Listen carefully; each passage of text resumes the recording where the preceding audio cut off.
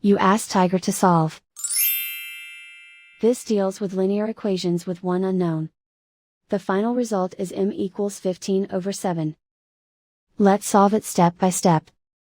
Group all m terms on the left side of the equation. Subtract 4m from both sides. Simplify the arithmetic. Group like terms. Simplify the arithmetic.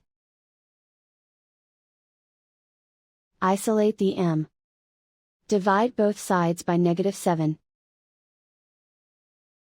Cancel out the negatives.